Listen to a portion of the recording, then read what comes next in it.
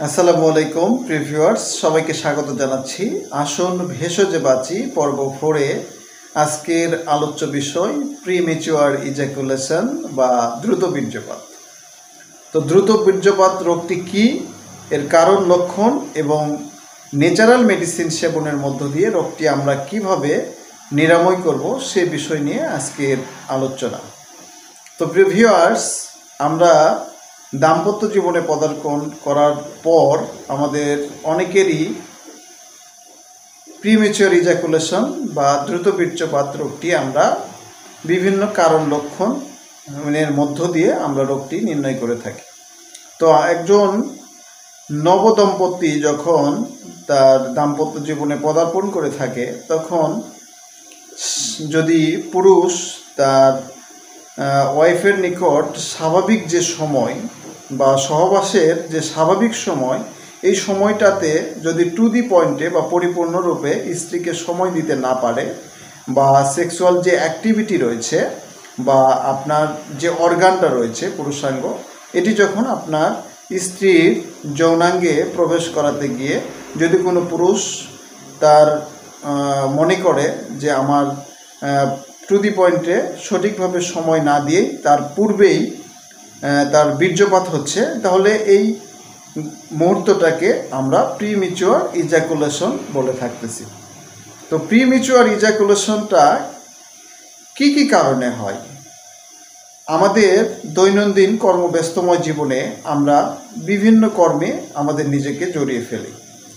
আমরা অফিসিয়ালভাবে বিভিন্ন ধরনের কাজ করে থাকি, বা একজন কৃষক তার কৃষিকাজে লিপ্ত হয়, বা একজন ব্যবসায়ী তার ব্যবসায়ী কাজে লিপ্ত হয়ে বিভিন্ন ধরনের দৈনন্দিন কাজকর্মে সে লিপ্ত হওয়ার মধ্য দিয়ে তার সঠিকভাবে বডিটাকে ব্যালেন্স করে না, বা সঠিকতায় বডির যে সাম্যাবস্থা রয়েছে এটাকে, সেই ইমিউনিটিটাকে বিভিন্ন মেন্টালি স্ট্রেস বা হার্ড ওয়ার্কিং এবং বিভিন্ন ফুড হ্যাবিট, অনিয়মিতভাবে ফুড গ্রহণ করার মধ্য দিয়ে তার বডিটাকে ইমব্যালেন্স করে ফেলে। এই ইমব্যালেন্স করার কারণে তার মানসিক একটা বিপর্যয় বা মেন্টালি একটা স্ট্রেস সৃষ্টি হয়।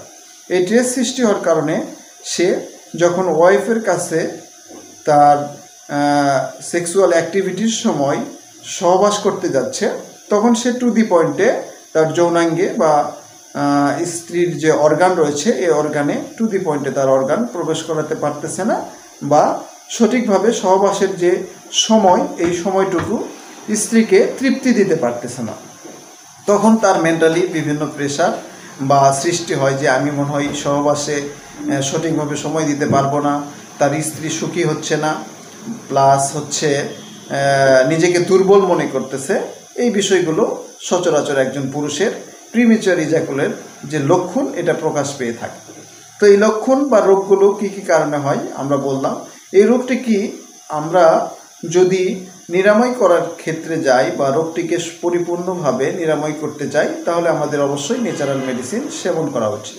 তো আমরা বিভিন্ন ডক্টরের শরণাপন্ন হয়ে বিভিন্ন ধরনের যে ড্রাগগুলো সেবন করে থাকি, এগুলো বরঞ্চ আমাদের ক্ষতি করে ফেলে। আমরা যদি প্রাকৃতিক উপায়ে ঘরোয়া পদ্ধতিতে যদি রোগটিকে নিরাময় করতে চাই, তাহলে খুব ভালো কার্যকরী ভূমিকা চলে আসে। তো সিঙ্গেল হার্বস হিসাবে এই রোগটি নিরাময় করার ক্ষেত্রে অশ্বগন্ধা খুব গুরুত্বপূর্ণ একটা ভূমিকা পালন করে থাকে। অশ্বগন্ধা আমাদের মানসিক দুশ্চিন্তা, মানসিক যে স্ট্রেস রয়েছে এটা খুব দ্রুত গতিতে নির্মূল করে, একজন পেশেন্টের পর্যাপ্ত ঘুমের যে ভাব এটা ক্লিয়ার করে, মানসিক দুশ্চিন্তা দূর করে, পাশাপাশি বডির ইমিউনিটি বুস্টিং করে, যার মধ্য দিয়ে একজন দ্রুত বীর্যপাতের রোগীর দ্রুত বীর্যপাত রোগটি নিরাময় হয়। এছাড়াও আরও রয়েছে আলকুশি, তারপরে শিমুলমূল, তারপরে আপনার হচ্ছে ভুঁইকুমড়া।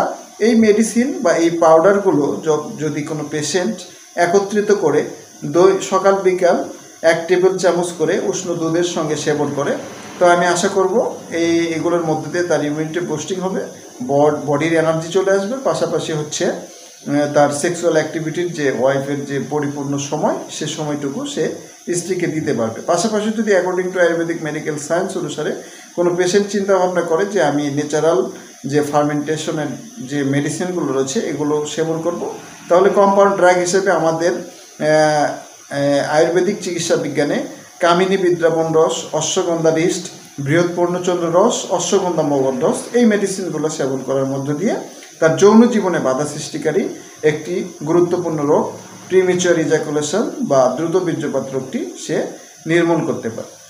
তো আজকের আলোচনায় এটুকুই। সবাই ভালো থাকুন, সুস্থ থাকুন। আল্লাহ হাফেজ।